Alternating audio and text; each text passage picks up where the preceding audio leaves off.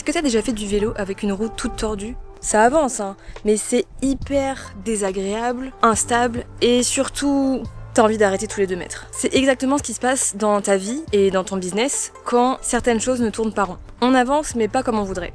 Comme si tout était un peu en désordre dans ta vie, entre ton business, tes proches, ta santé, tes finances, que sais-je, mais tu ne sais pas trop par où commencer. Je vais justement te partager un outil hyper simple, hyper puissant et hyper concret qui s'appelle la roue de la vie. Parce que oui, parfois il faut vraiment complètement changer la roue et parfois il faut juste redonner un petit coup de pompe. C'est la méthode parfaite pour faire un point global sur toute ta vie, pro comme perso, repérer ce qui fonctionne bien, ce qui va bien ou moins bien, et surtout repartir avec des priorités claires pour avancer. Tu vas voir, c'est beaucoup plus simple que ce que tu ne penses, donc c'est parti. Bon, et là tu te demandes peut-être, mais qu'est-ce que c'est que cette roue de la vie? Je voulais te montrer absolument ce jardin, ce fond enneigé, donc je suis à contre-jour, mais tant pis. Donc c'est un exercice d'auto-coaching qui va te permettre d'évaluer ton niveau de satisfaction dans différents domaines de ta vie. Donc il faut imaginer une roue comme ça avec différentes sections, différents segments, avec des catégories type famille, relations, travail, etc. Et c'est un exercice que je trouve hyper puissant et idéal vraiment si tu as besoin de faire une évaluation de ton bien-être, de ton épanouissement au global dans ta vie. Les origines, si ça t'intéresse, à la base, ça vient du bouddhisme, ça ressemblait un peu à ça. C'était beaucoup utilisé, je crois, en Inde. Enfin bref, ça vient un peu de cette époque-là. De cette époque, je vais pas donner d'époque, mais bref, c'est assez ancien. Et ça a été ensuite modernisé par Paul J. Meyer, qui est un des pionniers du développement personnel et du coaching dans les années 60. Et donc, il a développé ce concept un peu plus moderne de The Wheel of Life, donc la roue de la vie. Parfois, tu vas avoir l'impression que ta vie, ça part en couille. C'est pas très beau comme terme, mais c'est un peu ça, qu'il n'y a rien qui va, que voilà, tu es dans un cercle vicieux où rien ne se passe comme prévu. Et ce qui est intéressant, c'est que parfois, c'est pas toute ta vie qui va mal, c'est juste un de tes domaines de vie. Par exemple, le business, le travail, ça se passe pas comme prévu et du coup, tu fais une fixette là-dessus et tu as l'impression que toute ta vie est en mode chaos, bordel. Et parfois, ça va être plus tous tes domaines de vie qui sont un peu moyens ou qui ont besoin d'un petit coup de boost pour être un peu mieux et que toi, tu te sentes mieux dans ta vie. Je vais dire beaucoup de fois le mot mieux et vie dans cette vidéo. Alors, maintenant je suis dans la lumière. Pour le coup, comment ça fonctionne cette roue de la vie? Je pose mon téléphone avec mes notes, si j'y arrive. C'est toujours un jeu d'équilibrisme, j'y arrive pas. Bon, et ben je vais le mettre sur mes genoux. Donc il y a plein de versions possibles. Waouh, le soleil m'aveugle, mais quel plaisir de filmer cette vidéo avec de la neige partout et du soleil. Donc quand je me suis renseignée pour préparer cette vidéo, j'ai trouvé 10 000 versions. Il y avait une version avec seulement 5 domaines, une version avec 12 domaines, donc il y a un peu tout et son contraire. Enfin, il y a plein de possibilités, on va dire. Donc, j'ai envie de te dire, à toi de choisir. Ce que je vais te proposer, c'est de voir toutes les sections qui sont possibles et de te dire, ok, quelles sections, selon moi, sont importantes ou au contraire, peut-être qu'il faudrait que tu rajoutes des sections parce que souvent, tu as tendance à voir un petit peu tout le temps, te concentrer tout le temps sur la même chose. Donc, je vais faire une liste des 12, c'est le maximum que j'ai trouvé. Il y a de la neige qui tombe au fond. Et en fonction, tu adaptes, tu ajustes et parfois, tu peux fusionner des catégories ensemble. Ou alors, si par exemple, en ce moment, tu es célibataire et que tu veux absolument pas te mettre en couple, la catégorie couple, peut-être que pour toi, elle est pas importante, elle est pas intéressante. Bref, tu as compris l'idée. Donc, les classiques, ça va être la carrière, le travail. À toi de voir si tu veux séparer aussi si tu as un salariat versus une entreprise à ton compte, ton business. Tu peux faire un peu deux catégories ou regrouper tout dans la catégorie travail. Il peut y avoir la famille et les amis, les proches. Tu peux séparer amis et famille ou pas. Donc il y a le couple. Pareil, tu peux juste dire les gens que tu aimes et faire une seule grosse catégorie avec tout le monde où tu peux segmenter tout ça. Le personnel, alors dans le personnel, il peut y avoir aussi plusieurs sous-catégories. Il y a la santé, il y a la spiritualité, il y a le développement personnel. Est-ce que tu prends du temps pour essayer de te développer personnellement ou pas? Ensuite, il y a les finances qui sont optionnels, que parfois les gens relient avec le travail. Moi, j'aime bien faire une catégorie différente, vraiment sur les finances. Il y a donc, comme je te disais, la spiritualité. Il y a des gens pour qui c'est une part très importante, leur religion ou leurs croyances, ou voilà, des moments un petit peu de spiritualité, de méditation, d'aller dans des endroits qui leur font du bien par rapport à ça. Par rapport à la vie amoureuse, il peut y avoir aussi le sexe, qui peut être une catégorie en soi. Moi, je trouve que c'est bien de la regrouper dans la partie couple, vie amoureuse. Les relations sociales.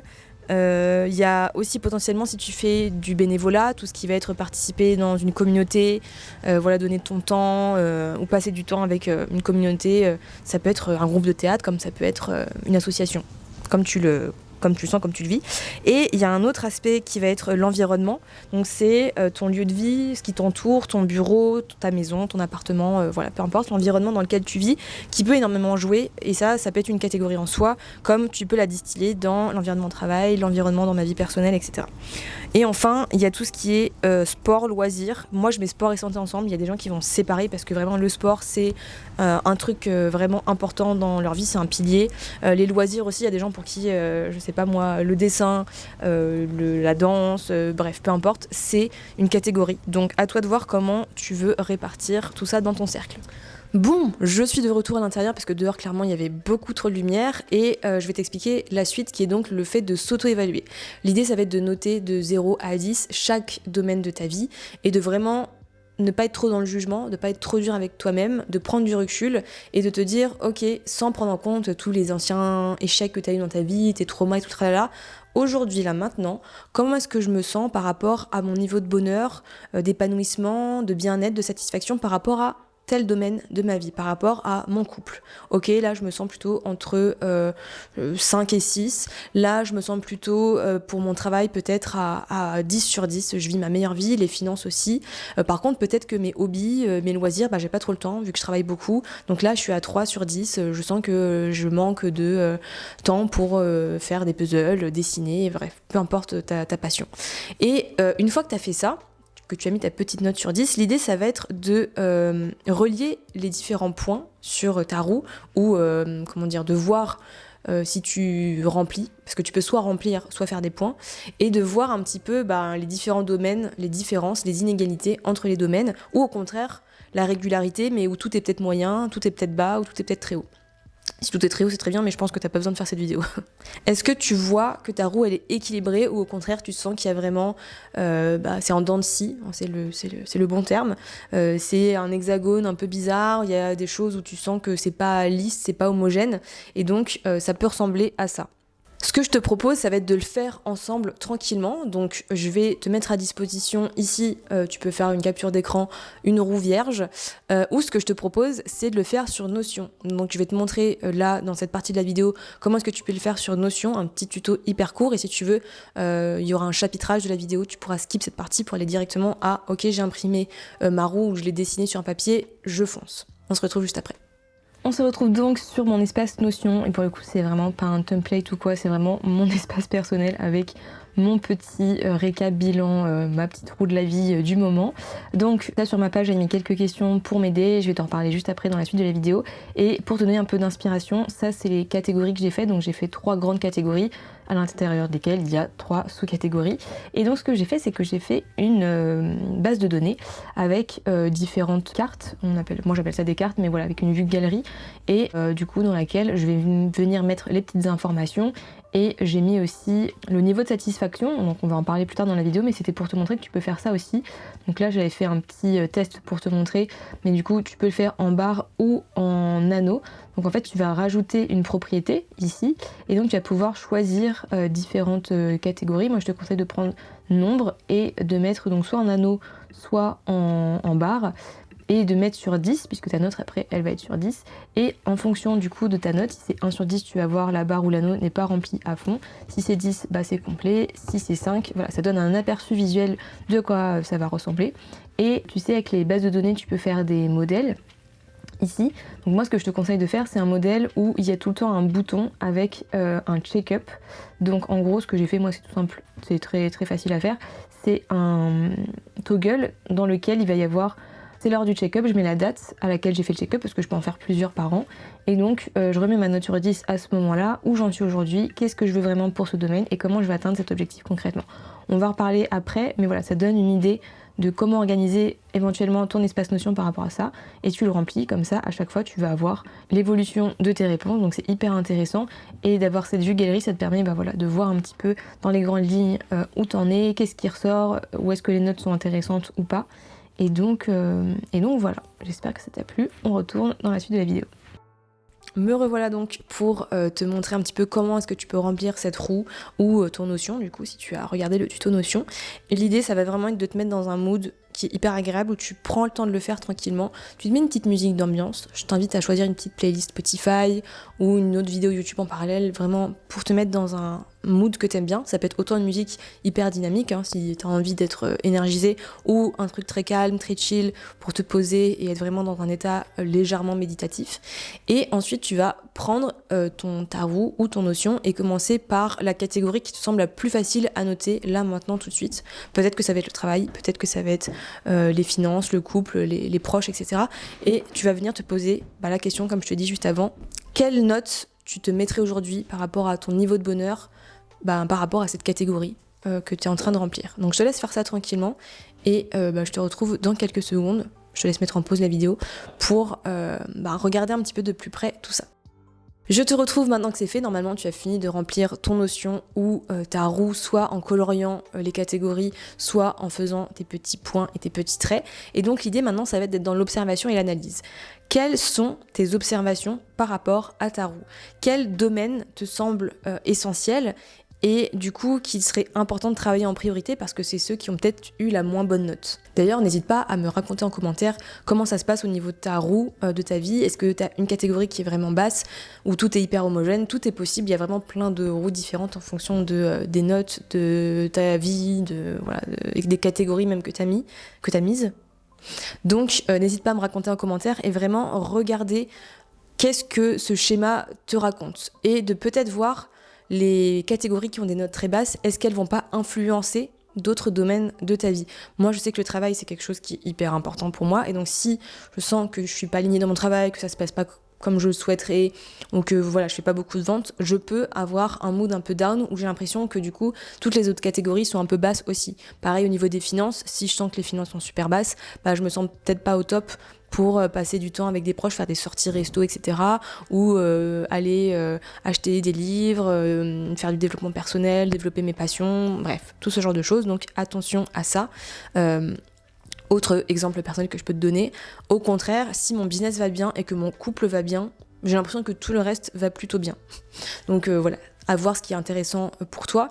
Mais si tu vois qu'il y a 2-3 catégories qui sont vraiment particulièrement basses par rapport aux autres, c'est celles que je vais t'inviter à prioriser dans ton quotidien et te dire, ok, maintenant, autre étape de l'exercice, quelle note j'aurais envie d'avoir dans ces domaines de vie-là. Alors évidemment, en général, on va viser le 10 sur 10, mais je vais t'inviter à te dire juste qu'est-ce qui pourrait être mieux comme note et comment est-ce que je peux optimiser cette note concrètement pour atteindre un 10 sur 10, un 8 sur 10, peu importe si aujourd'hui tu es en dessous de 5. Dans ton quotidien, par rapport à cette catégorie-là, imaginons la santé, si tu es à 5 alors que tu voudrais être à 10, qu'est-ce que tu pourrais mettre en place pour optimiser cette note sur 10? Quelles actions, quelles nouvelles routines, quels challenges tu peux te donner pour que cette note monte au fur et à mesure? Parfois, il suffit d'une toute petite action, donc reprendre le sport. Alors ça peut sembler être une petite action, pour moi qui ne suis pas sportive, c'est un énorme pas, mais voilà, ça peut être des petites choses, faire un peu plus de sieste, manger plus de vitamines, prendre plus de temps pour se reposer, pour soi, pour lire, plutôt que d'être dans le brouhaha du quotidien, et juste ça peut te faire augmenter ta note. Ou alors peut-être qu'il faut beaucoup de choses à mettre en place, c'est possible aussi, mais je t'invite du coup à les définir, les écrire et noter quelle serait ta vie idéale, ton quotidien idéal pour que ta santé soit 10 sur 10. Peut-être que tu rêves d'un lifestyle où tu fais du sport 3 fois par semaine, ou au niveau de ta santé mentale, tu sens que c'est ça qui pêche, donc tu as besoin vraiment de passer du temps pour te ressourcer, que tu as besoin de déléguer, que tu as besoin de tes proches aussi pour te soutenir et faire, par exemple, je sais pas, la vaisselle, les tâches ménagères pour te soulager mentalement. Peut-être qu'au travail, tu es entouré de gens qui sont un peu malveillant, un peu toxique, donc ça serait intéressant de changer ton environnement pour te sentir mieux dans ta santé, tu vois, tout est lié. Et donc vraiment, je t'invite à te poser et à te dire, ok, là, aujourd'hui dans ma vie, j'ai mis cette note sur 10 parce que je m'en sentais, ça se passe comme ci, comme ça, les faits. Du coup, moi, je me sens d'une certaine façon. L'objectif, ça va être d'avoir une vie où j'ai une vision qui va être plutôt de changer certaines habitudes, etc. Et donc, je vais devoir mettre en place telle ou telle action. C'est vraiment plan d'action par rapport à une vision que tu as envie de mettre en place. C'est quelque chose dont je parle assez souvent dans cette chaîne YouTube. Mais si ça t'intéresse et que tu veux travailler ça au niveau de ton business, n'hésite pas à venir m'en parler puisque c'est quand même ce que je propose à mes clients et mes clientes. Bref, petite parenthèse refermée. Mais vraiment, ce qui va être magique avec cet exercice, c'est que il suffit que tu priorises ne serait-ce qu'un seul domaine de ta vie que tu vas essayer d'optimiser pour tirer la note vers le haut, et tu vas voir que tout le reste, normalement, va aussi monter. Tu vas avoir plus d'énergie, plus de motivation, parce que tu vas voir les résultats et la note augmenter dans ton quotidien. Donc vraiment, vois ça comme un cercle vertueux et travaille pour développer cette roue de la vie et faire augmenter la note. Cet exercice, vraiment, selon moi, c'est une super base pour développer aussi tes objectifs pour 2025. Ça te permet de faire un petit bilan de l'année, ce qui ne fait jamais de mal, puisque là, on commence à être en novembre, décembre, tout ça. Donc, n'hésite pas à faire ça, à t'être reposé et te dire, ok, à partir de ça, comment est-ce que je veux que ma vie 2025 se déroule. D'ailleurs, si ça t'intéresse, je suis en train de préparer un atelier très, très, très spécial qui va sortir justement début décembre, à l'heure où cette vidéo va peut-être sortir, ou un peu avant ou un peu après, bref, je ne sais pas encore exactement, mais l'idée c'est vraiment de pouvoir t'accompagner pendant 2 mois. C'est pas juste un atelier d'1 heure où on fait un bilan de l'année et on pose des objectifs. L'idée c'est vraiment de clôturer ensemble 2024 en beauté, en donnant tout ce qu'on peut encore donner en décembre et en essayant de faire de ce mois un merveilleux mois pour finir l'année en beauté, et ensuite d'attaquer 2025 avec puissance, avec clarté et avec surtout un plan d'action solide. Donc, si tu as envie de faire de 2025 ton meilleur chapitre, ta meilleure année, je t'invite à me rejoindre. Je vais mettre le lien dans la barre de description comme d'habitude, et tu pourras soit rejoindre la liste d'attente, soit directement prendre ta place. Je ne sais pas à quel moment tu vas regarder la vidéo, mais en fonction, voilà, tu pourras nous rejoindre. Et je le précise, si tu regardes cette vidéo bien plus tard, cette offre avait une durée de vie limitée. C'était jusqu'à décembre 2024. Si tu regardes bien plus tard, malheureusement, c'est terminé. Mais si ça t'intéresse, n'hésite pas à regarder, vraiment, ça va être super super riche, super intéressant. Je vais te proposer plein d'exercices, toute une méthodologie, des templates notions, et on se retrouvera aussi en live, en petit groupe, ça peut aller jusqu'à 40 personnes, mais je pense que déjà si j'arrive à en remplir 20 c'est top. Donc bref, je te laisse regarder, je continue la vidéo. Et pour terminer cette vidéo, rappelle-toi que tu as le pouvoir de rééquilibrer ta vie un pas à la fois, et cet exercice c'est la première étape. Donc sur ce, je te dis à très bientôt, prends soin de toi, repose-toi, fais un petit bilan de ton année, de ta vie, et j'en profite pour te dire de ne pas hésiter à t'abonner, à liker cette vidéo, à la partager et à mettre la petite cloche même d'ailleurs si tu veux être prévenu des prochaines vidéos qui vont sortir. Je te laisse avec 2 autres vidéos qui sont liées à du dev perso, je pense que ça peut t'intéresser. Il y en a une avec 20 questions d'auto-coaching, pareil à se poser pour faire un petit peu le point, et c'est toujours intéressant, autant sur le perso que sur le pro, et la frise de vie. Tu verras, c'est tout un concept, un exercice très intéressant aussi. Et je te dis à très bientôt dans une nouvelle vidéo. Salut!